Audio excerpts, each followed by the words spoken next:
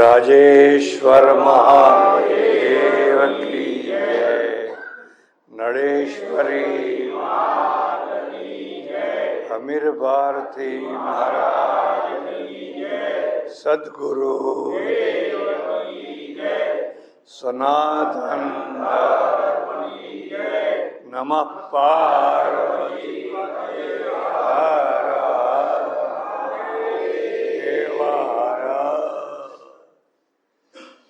સજ્જનો અને બહેનો, રામાયણને કેન્દ્રમાં રાખીને છેલ્લા મહિના સવા મહિનાથી ધર્મ ચર્ચા ચાલી રહી છે. ધર્મ ચર્ચાનો મૂળ ઉદ્દેશ છે જીવનના પ્રશ્નોને ઉકેલવા, જીવનના પ્રશ્નોનું સમાધાન કરવું. તમે ધ્યાનથી જરા જુઓ, આખું જે જીવન છે, માનવ જીવન, પશુ જીવન પણ, એમાં સૌથી વધુમાં વધુ પ્રશ્નો કોને હોય છે? મનુષ્યને ખરા, પણ મનુષ્યમાં પણ સૌથી વધારે કયા મનુષ્યોને પ્રશ્ન હોય છે? બ્રહ્મચર્ય, ગ્રહસ્થ, વાનપ્રસ્થ અને સંન્યાસ્ત. આમાં સૌથી વધુમાં વધુ પ્રશ્નો ગ્રસ્થાશ્રમીને હોય છે. ખ્યાલ આવે છે? સૌથી વધુ પ્રશ્નો ગ્રસ્થાશ્રમીને હોય છે. એટલા માટે, કારણ કે એને માત્ર પોતાના જ પ્રશ્નો નથી ઉકેલવાના હોતા, બાકીના 3 આશ્રમવાળાઓના પણ પ્રશ્નો ઉકેલવાના હોય છે. હવે જેને ઢગલાબંધ પ્રશ્નો હોય એને સુખ શાંતિ હોય ખરી? હવે કોઈ ગ્રહસ્થ કહે મારે સુખ શાંતિ જોઈએ છે, તો 2 રસ્તા છે.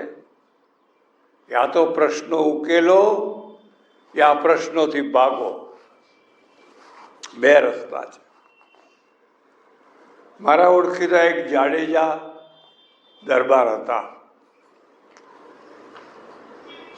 યુવાવસ્થામાં વૈરાગ્યના પુસ્તકો વાંચ્યો અને એવો વૈરાગ્ય ચડ્યો, એવો વૈરાગ્ય ચડ્યો.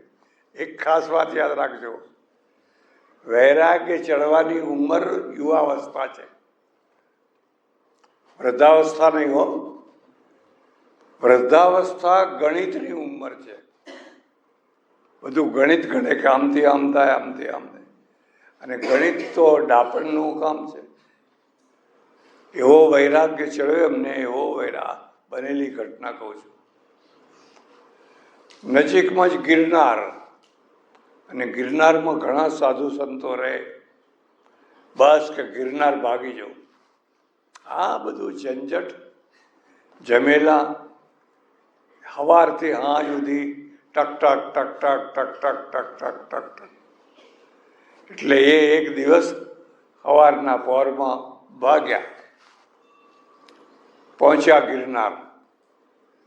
અને પછી ગિરનાર ચડતા ચડતા ચડતા ચડતા 9 વાગ્યા, 10 વાગ્યા. કહો હવે ભૂખ તો લાગે ને, ભૂખ લાગે. આમ જુએ, આમ જુએ, ક્યાંય રોટલા દેખાતા. 11 વાગ્યા, 12 વાગ્યા. એક ગુફા જેવું હતું, એમાં જઈને બેઠા. બેઠા બેઠા બેઠા બેઠા 3 વાગ્યા. કોઈ બાસી રોટલો લઈને આવી.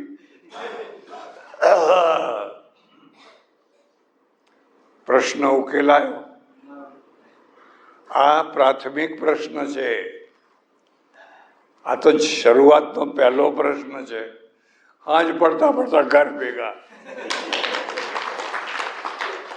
આખું ઘર ખોળાખોળ કરે.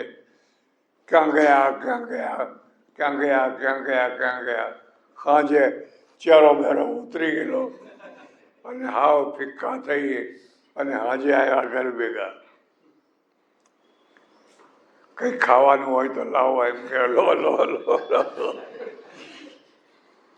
મારા ઓળખીતા એક બીજા પટેલ હતા, 70-75 વર્ષના. મને કે મારે સંન્યાસ લેવો છે. હું કીધું કોઈને સંન્યાસ આપતો નથી, મારા સંન્યાસનું ઠેકાણું નથી.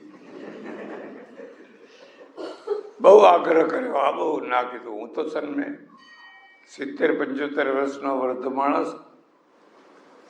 પછી 6-12 મહિના પછી એ મળ્યા. મને કે મને ઓળખ્યો? મેં કહ્યું ના. સંન્યાસી થઈને આવેલા? મને કહું હું પેલો પટેલ. અરે મેં કહ્યું તમે સંન્યાસ લીધો કે નહીં લીધો? સંન્યાસ વિનાનું જીવન નકામું છે. સંસારી જીવન તો એટલે મેં સંન્યાસ લઈ લીધો. મેં કહ્યું સારું કર્યું. હવે શું કરો છો? બસ કે કંઈ કરવાનું નહીં, કંઈ કરવાનું નહીં. 2 ટાઈમ ભિક્ષા કરી આવવાની, ભિક્ષા મળે એ લઈને ખાઈને આનંદ કરવાનો. એક ગામમાં રહ્યા મહાદેવ. આ બનેલી ઘટના કહું છું. મહાદેવનું મંદિર, મહાદેવના મંદિરમાં એક રૂમ, તે રૂમમાં રહ્યા. ગામ લોકો બિચારા હારા ભલા માણસો. પછી સવારે ઉઠે એટલે ચાનું વ્યસન, એટલે સીધા ગામમાં પહોંચી જાય. હજુ લોકો પૂરા ઉઠ્યા ના હોય અને જઈને કહે ચા તૈયાર થઈ છે, ચા તૈયાર થઈ. એટલે બેનો હારી હોય, મહારાજ આયા, મહારાજ આયા, મહારાજ આયા. ચા બનાવીને આપે, પી દે. પાછા 10-11 વાગે આવે ભિક્ષા કરવા. આમ કરતા કરતા કરતા 4, 6, 8 મહિના થઈ ગયા. ગામ લોકો કંટાળ્યા. ગામ લોકો કંટાળ્યા કે આ કશું કરતા નથી, ચા નથી થતો, આવીને બોલે ચા લાવો. હજુ રસોઈ બની નથી ને, ભિક્ષા લાવો. એટલે પછી શું થયું કે એ આવતા હોય ને તો લોકો જાળી બંધ કરી દે. મમ્મી મમ્મી બાવો આવ્યો, પેલો બાવો આવ્યો. એટલે બે બારી બંધ કરી દે. એટલે ભાઈ બીજા ઘરે જાય, બીજા ત્રીજા ઘરે જાય. આવી રીતે 8-10 ઘર ફરે પણ ભિક્ષાએ પૂરી મળે નહીં. પછી ફારા 1 વર્ષ પછી પાછા ફરી મળ્યા. મેં કહું હવે તો શાંતિ છે ને? અરે કે શું શાંતિ, આત્મહત્યા કરવાનું મન થાય છે. મેં કહું કરો ત્યારે કરો. કેમ આત્મહત્યા કરવાનું કેમ મન? કોઈ જમવા જ બોલાવતો નથી, કોઈ નથી ચા આપતું, નથી ભિક્ષા આપતું. અને હું આમ રાહ જોઈને બેસી રહું છું. મને જોઈને બારણા બંધ કરી દે છે. આ ખરી વાત કહું છું. આ જૈન મુનિઓની પણ આ દશા છે. જ્યાં સારા ઘર હોય ત્યાં તો ખૂબ ગોચરી મળે, પણ મોટા શહેરો કે જ્યાં 2-5 જ ઘર હોય ને 25-50નું ધાડું આવે તો બિચારા કરે શું? આ એમની પણ આ સ્થિતિ છે. એટલે હવે તો મને આત્મહત્યા કરવાનું મન થાય છે. પ્રશ્ન ઉકેલાયો ખરો? સંન્યાસ લીધો અને સંન્યાસ લઈને એમ કે હવે આપણે કોઈ પ્રશ્ન નહીં. ઉલટો પ્રશ્ન ઊભો. પ્રાથમિક પ્રશ્ન તમે ઉકેલી ના શક્યા.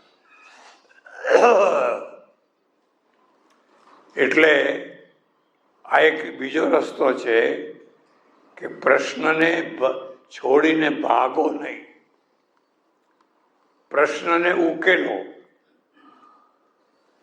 જે તમારા સામે, અને એવી કોઈ જિંદગી નથી જેમાં પ્રશ્ન હોય જ નહીં. એવી કોઈ જિંદગી નથી. હા, એક જિંદગી છે જેને કોઈ પ્રશ્ન નથી. એનું નામ છે મળદુ. મળદાને કોઈ પ્રશ્ન જ નથી. કહો, મળદાને ચા પીવી છે? મળદાને ભૂખ લાગે છે? તમે અહીં નાખો, બાળો, દાટો, એ તમારા પ્રશ્ન, એનો કોઈ નહીં. કંદાઈ જાય, કોવાઈ જાય, જીવડા પડે, જે થતું હોય થાય. મળદાને કોઈ પ્રશ્ન જ નથી. પ્રશ્ન કોને છે? જે જીવતો માણસ છે એને છે. અને જીવતા માણસમાં પણ કોને પ્રશ્ન છે?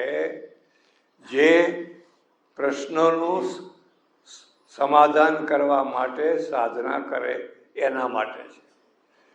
એટલે આ બે રસ્તા.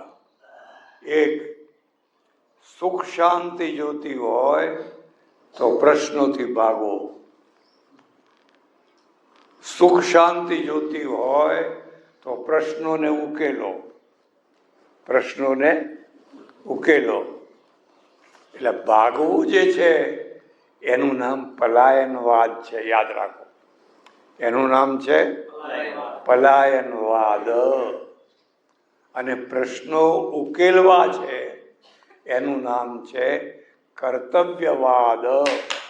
ગીતાનો કર્તવ્યવાદ. હવે મૂળ વાતમાં આવીએ. સૌથી વધુમાં વધુ પ્રશ્નો ગૃહસ્થાશ્રમોને છે. અપેક્ષાકૃત બીજાને છે પણ થોડા છે. ગૃહસ્થાશ્રમીઓને તો પ્રશ્નોનો ઢગલો છે. મહાભારતકારે એક જગ્યાએ કહ્યું છે કે મહાભારતની કથાનો પાર ના આવે એટલી કથાઓ, એમ સંસારીના પ્રશ્નોનો પણ પાર આવે. એના ઉપર પૂર્ણ વિરામ છે જ નહીં. મરો ત્યાં સુધી પ્રશ્નને પ્રશ્ન છે જ. હવે બીજી વાત કહું. ગૃહસ્થાશ્રમીમાં સૌથી વધુ પ્રશ્નો કોણ ઊભા કરે છે? બહેનો. આ યાદ રાખજો.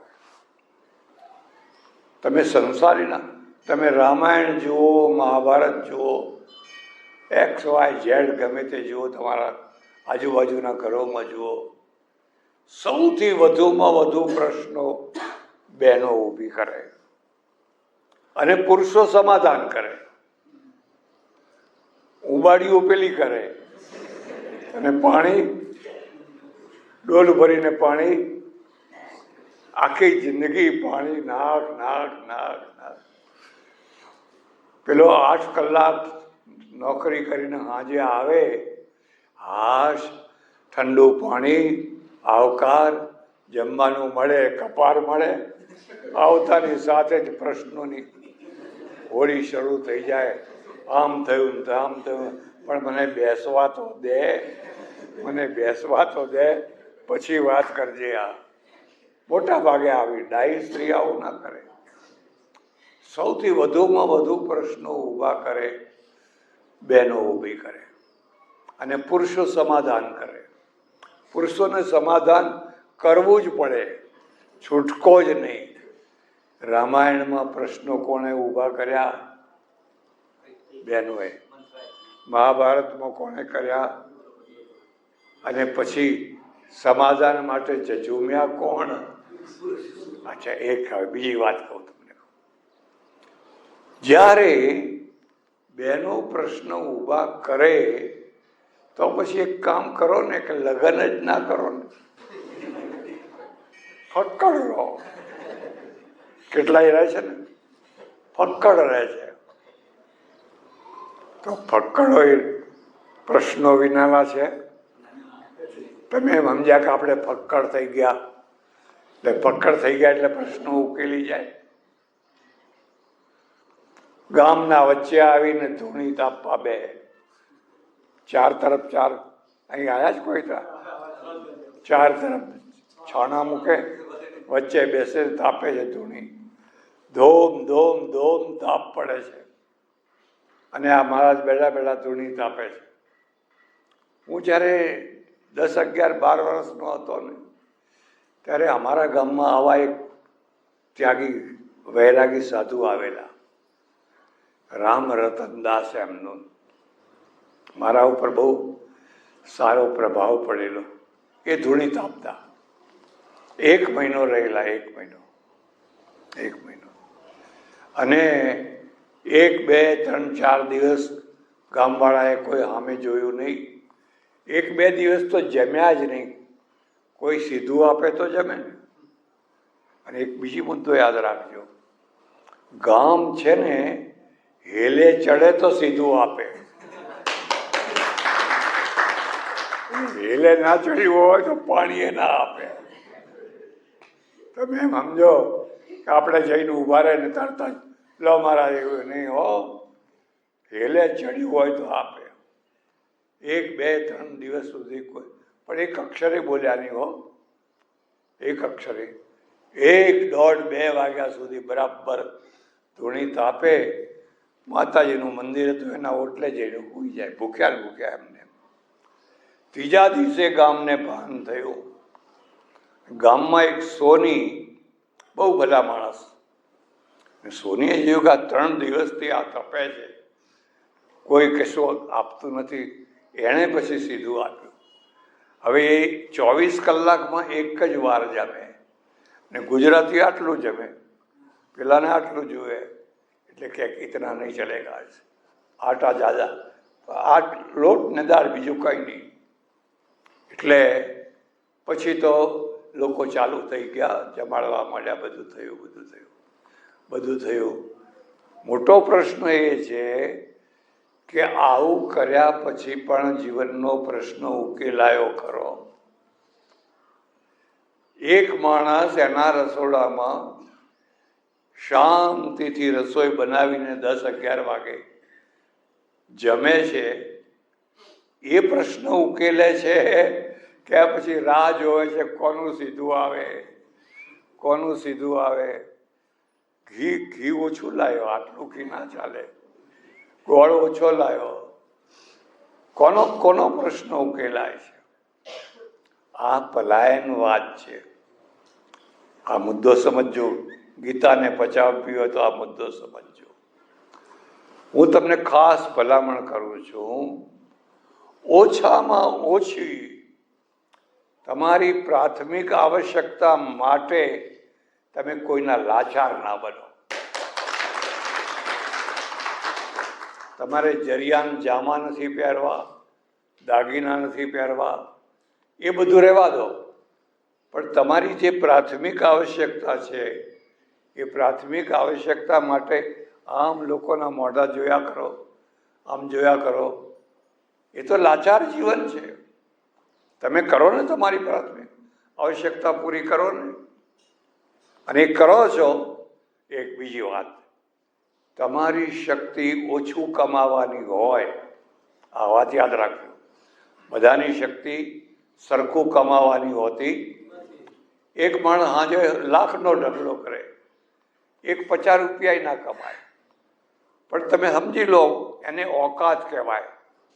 એને શું કહેવાય? દરેકની ઓકાત હોય, સામર્થ્ય હોય. તમે સમજી લો કે મારી ઓકાત આટલી જ છે, તો જીવનની જરૂરિયાતો ઓછી કરી નાખો. ભલે લોકો ગમે એમ હોય, આપણે આપણી ચાદર પ્રમાણે પગ લાંબા. ચાદર ટૂંકી છે અને પગ લાંબા કરવા છે, તો કાં તો ટાઢ વાવશે, કાં તો મચ્છર કરડશે. અને મચ્છર કરડે તો શાંતિ હોય કરી. એટલે આ બીજો રસ્તો છે કે કદી પણ પુરુષાર્થી જીવનનો ત્યાગ કરવો નહીં, લાચાર જીવન સ્વીકારવું નહીં. હવે મુદ્દો કહું છું, તો આ બહેનો છે એ પ્રશ્નો કેમ ઊભા કરે છે? રામાયણમાં પ્રશ્ન બહેનોએ જ ઊભો કર્યો ને, એના 2 કારણો છે. એક કારણ તો એ છે કે બહુ ઇમોશનલ છે, બહુ લાગણી પ્રધાન છે. અને બીજું એક કારણ એ છે, લાગણી પ્રધાન અતિશય હોવાના કારણે ટૂંકી દ્રષ્ટિ છે, લાંબી દ્રષ્ટિ નથી, ટૂંકી દ્રષ્ટિ છે. કૈકેયીને એમ છે કે જો રામ વનમાં જાય તો મારો ભરત ગાદીએ બેસે. પણ ભરત ગાદીએ બેસે પછી આ દશરથ મરી જવાનો છે. આ બધું કૌશલ્ય આખું રાજ ખેદાન મેદાન થઈ જવાનું છે. એ દ્રષ્ટિ એને નથી, એટલા માટે આવે. આ બે છે એ તો છે જ, પણ એની સાથે એક ત્રીજો બહુ મોટો દોષ હોય, હઠ ને હઠ. હું ભલે ગમે એવી ખોટી હોઉં, પણ મારે આ જોઈએ જોઈએ જોઈએ ને જોઈએ જ. હવે આ ત્રણ ભેગા થાય ત્યાં સંસારના પ્રશ્નો રામાયણ ઊભી કરે કે ના કરે? કોઈ પણ ઘર હોય એમાં આ ત્રણ પ્રશ્નો ઊભા થાય ત્યાં રામાયણ થવાની ને થવાની જ. દશરથે કૈકેયીને બહુ સમજાવી, તું જે માગે એ આપું, પણ તું આ રામને વનવાસ ના આપ. પણ ચાવી ચડાવનારી એક મંત્રા મળી ગઈ. ખ્યાલ આવે છે? દરેક શબ્દ યાદ રાખજો. નાદાન માણસને ચાવી ચડાવનારું એક માણસ હોય છે, અને બીજાની ચાવીથી ચડી જાય એને નાદાન કહેવાય, એને ગંભીર કહેવાય. એ તો નાદાન છે. હમણાં પેલો આમ ચાવી ચડાવશે એટલે રમકડાની માફક આમ નાચશે, અને એના પરિણામે દશરથ બિચારા બેભાન થઈ ગયા. આટલો મારો વાલો દીકરો, આખી પ્રજાનો વાલો, સૌનો વાલો, આવો દીકરો, અને એ વનમાં જાય, કેવી રીતે હું સહન કરવા? પાછલી જિંદગીમાં કેવી રીતે સહન કરવું? એક બીજો મુદ્દો યાદ રાખજો. તમે લાખો રૂપિયાનો ત્યાગ કરી શકો, મોટી ખુરશીનો ત્યાગ કરી શકો, તમારામાં બળ હોય, આત્મબળ હોય તો તમે ખુરશીને લાત મારી શકો, મિલકતને લાત મારી શકો, પણ વાલામાં વાલું માણસ હોય એનો ત્યાગ કરવો બહુ કઠિન. જે તમારું વાલામાં વાલું માણસ છે એનો ત્યાગ કરવો બહુ કઠિન છે. મારે ત્યાં એક મેરઈ આવે છે.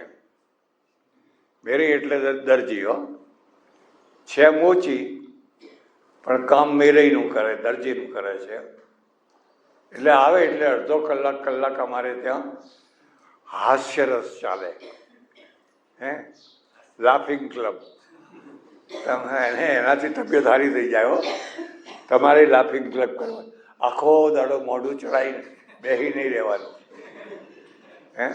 કોઈ આવે ને એની હાથે મશ્કરી મજાક કરવાની, છોકરા હાથે, આ હાથે, તે હાથે.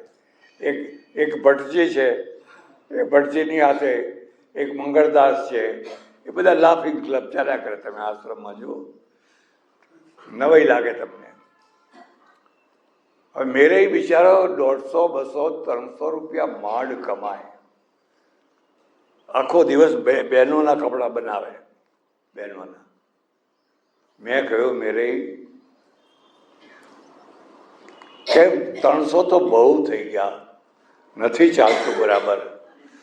મેં કહ્યું એક કામ કરો ને, હરિદ્વારમાં એક બહુ મોટો આશ્રમ ખાલી પડ્યો છે અને મહંતની જરૂર છે, હું તમને મહંત તરીકે મોકલી દઉં. પછી ત્યાં એ હંચો બંચો કોઈ ચલાવવાનો નહીં અને લીલા લહેર કરો. મને કે એ વાત તો સાચી, પણ હું એકલો ના જાઉં. મેં કહું કેમ? તો કોને લઈ જાઉં? કે ઘરવાળીને લઈ જાઉં.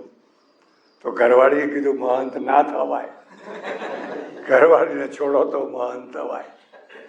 પણ કે એની સાથે, એના વિના મારાથી રહી શકાય નહીં. અને પાછા લડાઈ બે હો, અને ઘરવાળી પહેલવાન જેવી.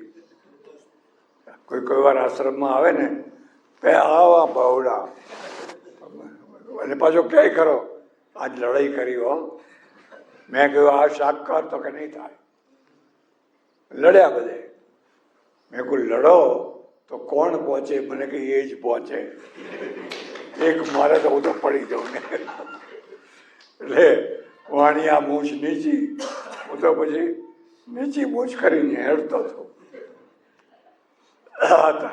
તમારે મૂછ હોય તો નીચે કરતા શીખી લેજો. મેં કહું આ લડાઈ, આ ઝઘડા અને ધાર્યું થતું નથી, ઘરમાં ચાલતું નથી. એના કરતાં હરિદ્વારનો આશ્રમ બહુ મોટો છે.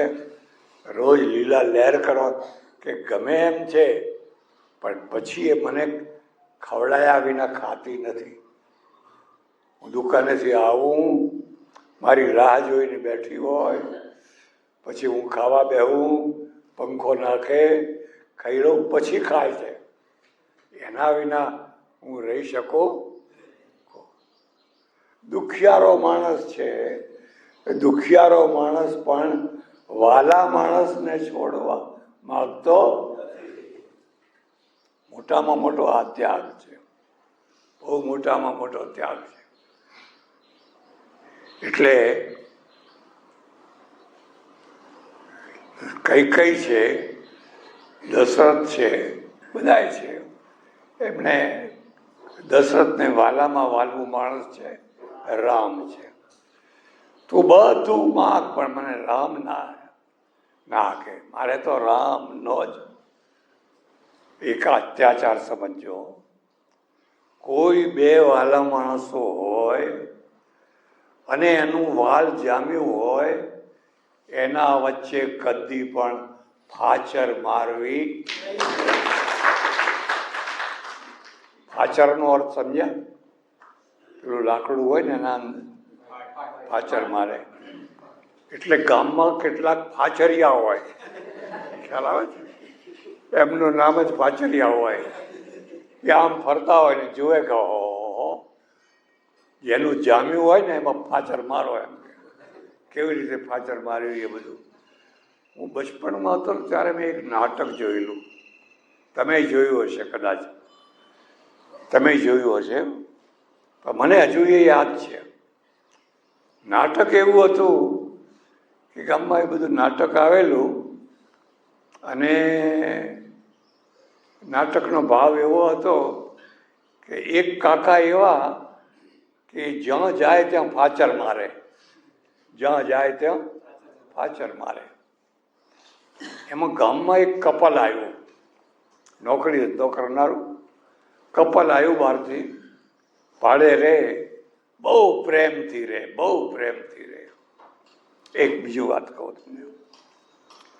ત્યાગી, તપસ્વી, જ્ઞાની, ધ્યાની પુરુષોના દર્શન કરવા જેટલા જરૂરી છે એટલા જ જેનું દાંપત્ય જામ્યું હોય અને હળીમળીને રહેતા હોય એના દર્શન પણ કરવા જરૂરી છે.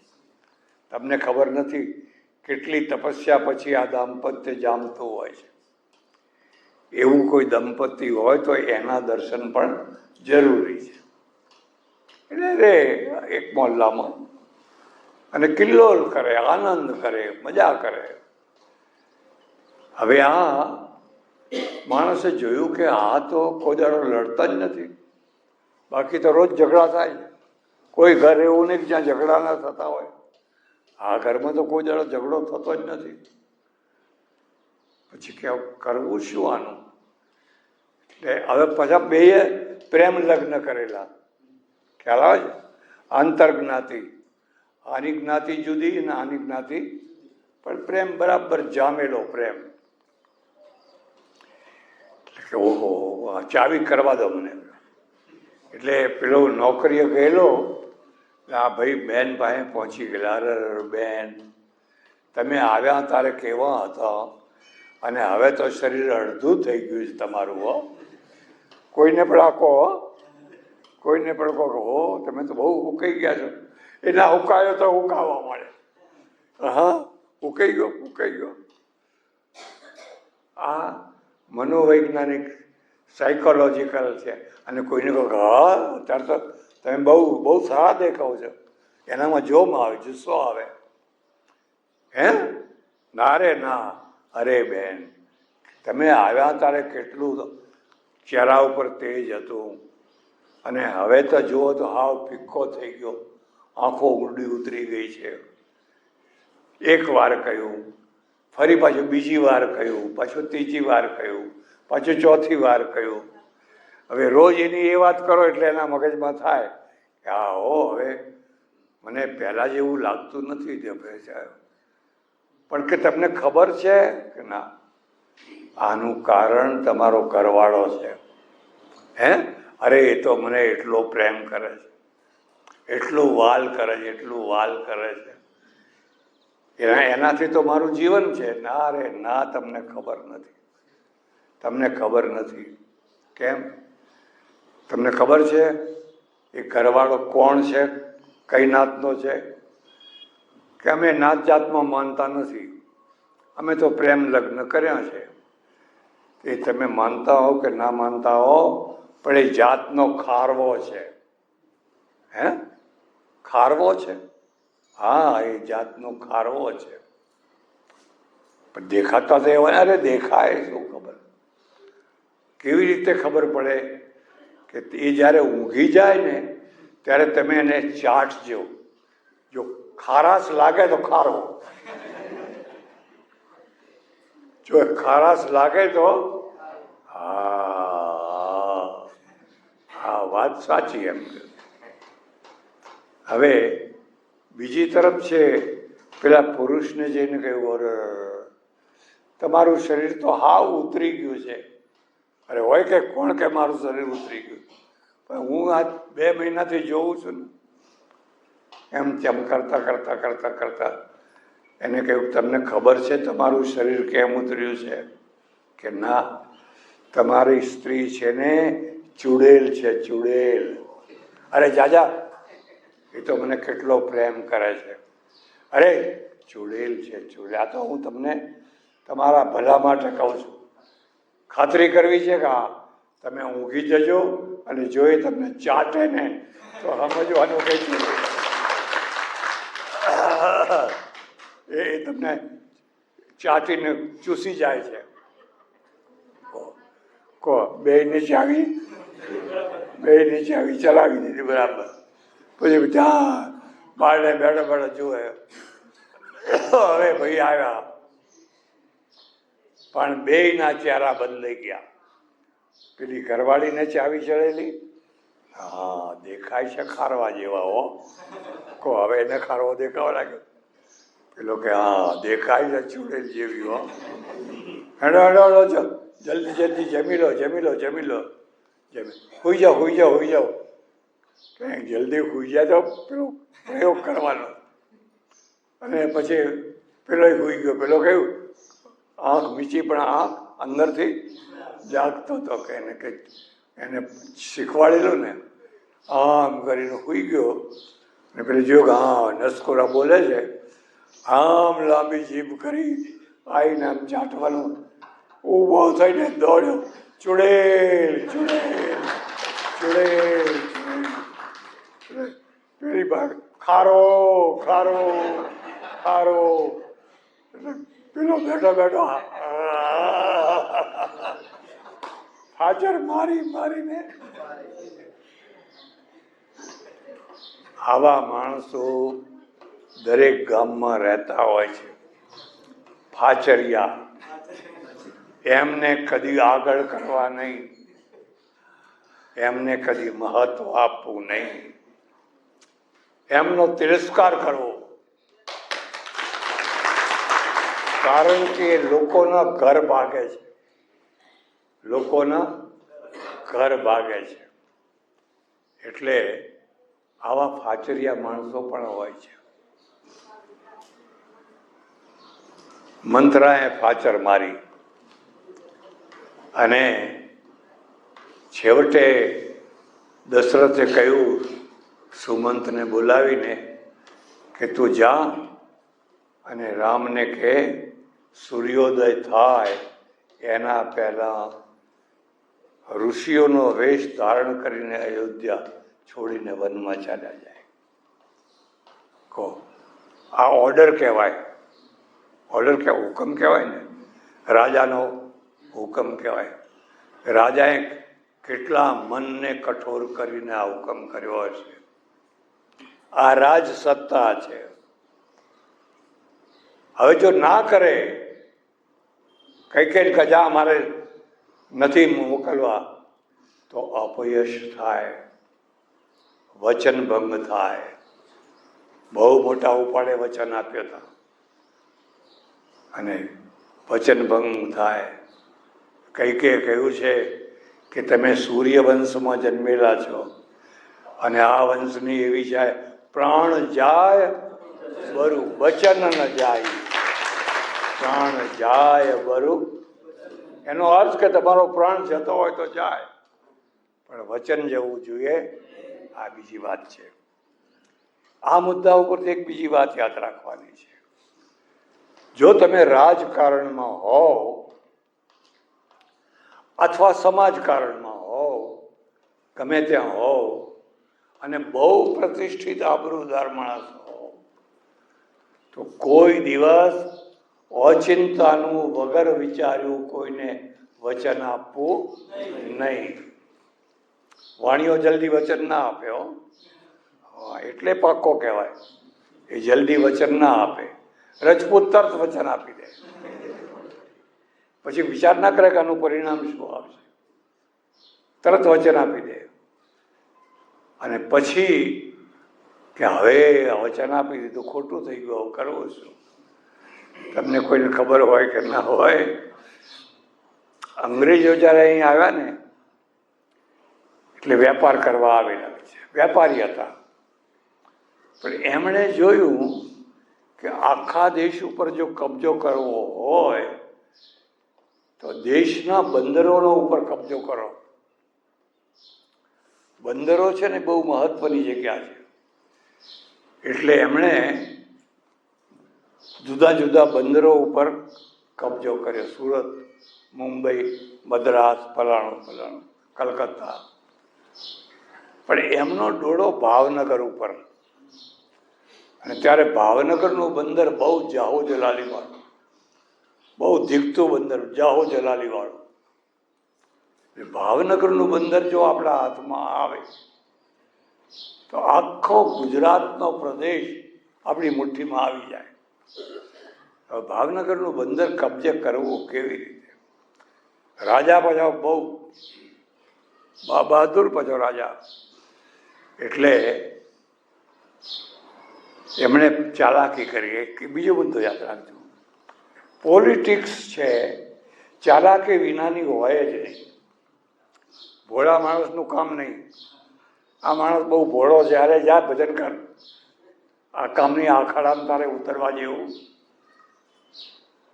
એટલે અને ચાલાકીના બે ભેદ છે હો. ચાલાકીના બે ભેદ છે. પોતાની જાતનો બચાવ કરવો એ પહેલી ચાલાકી, અને સામેની જાતનો વિનાશ કરવો એ બીજી લુચ્ચાઈ. એને લુચ્ચાઈ કહેવાય, આને ચાલાકી કહેવાય, પેલાને લુચ્ચાઈ કહેવાય. શિવાજી ચાલાક છે,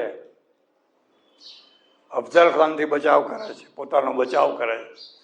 અને ઔરંગઝેબ લુચ્ચો છે, કારણ કે એ વચન આપીને કેદ કરે છે. એટલે ભાવનગર દરબારમાં 2-4-5 અંગ્રેજો પહોંચી ગયા અને મહારાજાને ખૂબ સ્વાગત સત્કાર આ તે. અને મહારાજાઓ તો બધા પહેલાં દારૂ બારૂ બહુ પીતા, અને પેલી ફોરેનની બધી હોય ને એવી બધી બહુ જ મીટિંગ કરે, આ કરે તે કરે ચડાવે. એટલે આ રજપૂતોની પણ આ દશાઓ. ફંડફાળો કરવો હોય તો કહું બહુ કરો, આવડું પેલું કાળું મેશ હોય અને બધાને બોલાવીને વચ્ચે બે ચાંદીની વાટકી હોય, ચાંદીની કાતર હોય, અને પછી બરાબર બાપુને પછી લખાઈ લો, બસ જે લખાવવું હોય. નશો ઉતરે પછી ખલાસો. એકવાર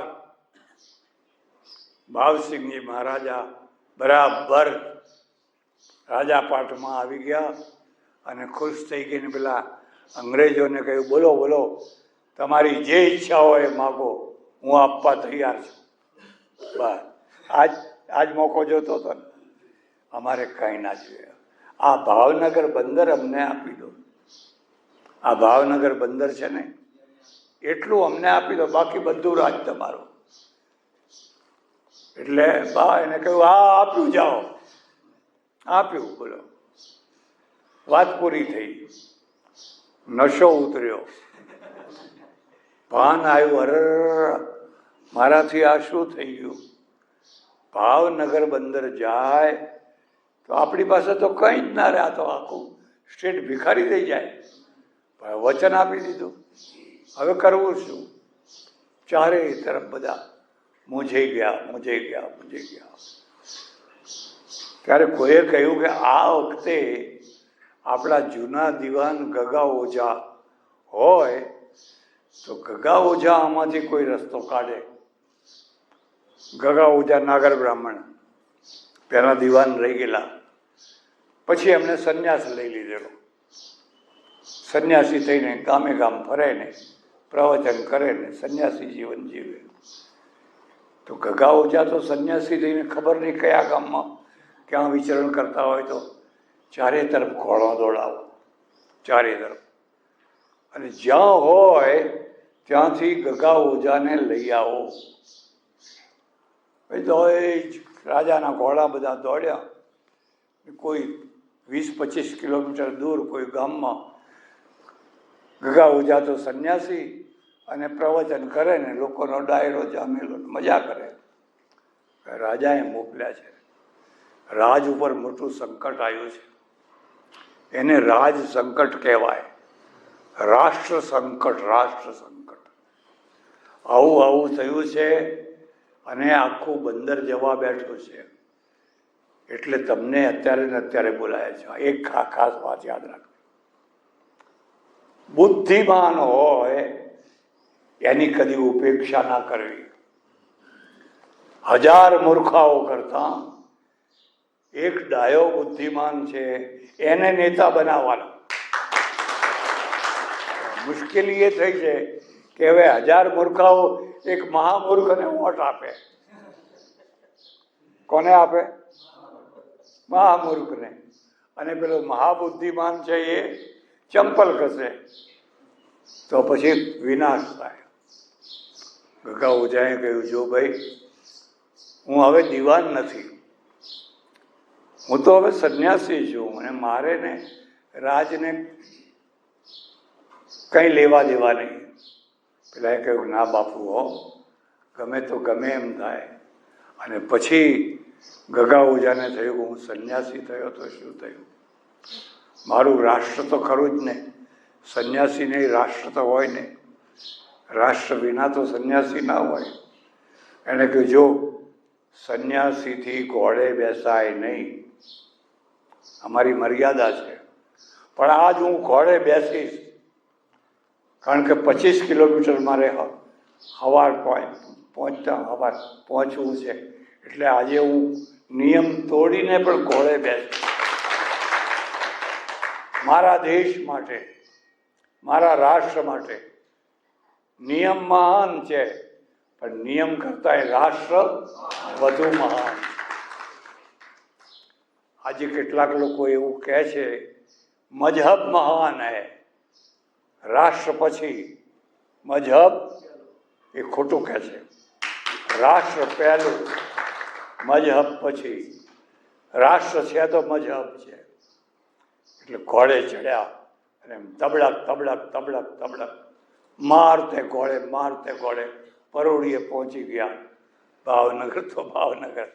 ભાવસિંહ તો બિચારા આખી રાતનો ઉજાગરો. અરે વ્યસન કેટલું ભયંકર છે.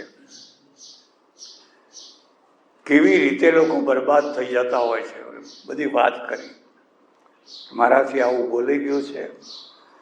અને પરમ દિવસે મારે ભાવનગર બંદરનો ખરીદો લખીને આપી દેવાનો છે. હવે આમાંથી તું બચાય, તું નાગરનો બેટો, નાગરનો દીકરો, બુદ્ધિશાળી મુત્સદ્દી, તું રસ્તો કાઢ. એને કહ્યું કાંઈ ચિંતા ના કરો, ભાવનગર બચી જશે, હું ભાવનગરને બચાવી લઈશ. પણ શું કહ્યું, હવે મારા ઉપર છોડી દો. ગગાઓ જાય 5-10 ઘોડેસવારોને બોલાયા અને કહ્યું ચારે તરફ જાઓ. અને પેલા મદારીઓ જે નથી નાચતા, બંદરો નચાવે છે ને, એવો કોઈ મદારી હોય એની પાસેથી 2-4 માકડા પકડીને લઈ આવો મદારી સાથે. તો 5-10 કિલોમીટર પર કોઈ મદારી હશે અને એ પેલું નાથિયા ડોસા ને એ બધું રમત કરે ને, એવો મને માકડા નચાવે કે ચાલો લઈ આવ્યા. હારામાં હારા કપડાં પહેરાવવાને, આ નાથિયા ડોસાને હારામાં હારા જરિયન જામા, સોનાની ચેનો ના આ ને તે, ઉપર મુગટ પહેરાવો, આ કરો, બધું કરો. અને એના ગળા ઉપર લખો ભાવનગર બંદર.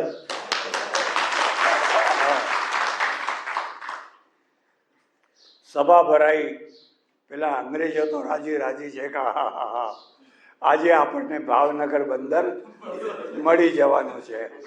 એટલે પેલી હોનાની હાંકળમાં મદારીને કંઈ નાથિયા ડોસાને લાયા અને કહ્યું, પેલાને કહ્યું લો આ ભાવનગર બંદર.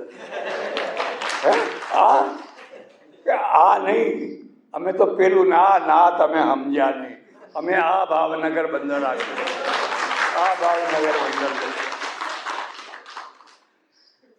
ગગા ઓજાનો કેટલો પગાર કહેવાય. આ બુદ્ધિમાન પુરુષ કહેવાય, ચાણક્ય કહેવાય. એનો ત્યાગ ના હોય. મૂર્ખાઓ તેનો ત્યાગ કરે ને મરે પછી. એટલે કેટલીક વાર એવું બને કે તમે આવેશમાં કે નશામાં કે ગમે તેમ કરીને ન આપવાનું વચન આપી દીધું અને પછી ફસાઈ ગયા. હવે દશરથ પાસે કોઈ ગગા ઓજા નહીં. દશરથ રાજા ખરા, પણ એની પાસે કોઈ ગગા ઓજા નહીં. એટલે કહ્યું કે ભલે હવે તારી ઈચ્છા છે ને તારી હઠ છે તો મારો રામ વનમાં જશે. રાજેશ્વર દેવ કી જય, નડેશ્વરી અમીર ભારતી મહારાજ, સનાતન સદગુરુ નમઃ પાર્વતી પતે હર મહાદેવ હર. જેવા ભૈરવ બાબુના દર્શન કરે પછી થયો જાય. 12 છાસનો પ્રસાદ રાજપૂત ઈશ્વરભાઈ વણદાભાઈ લગાણી તરફથી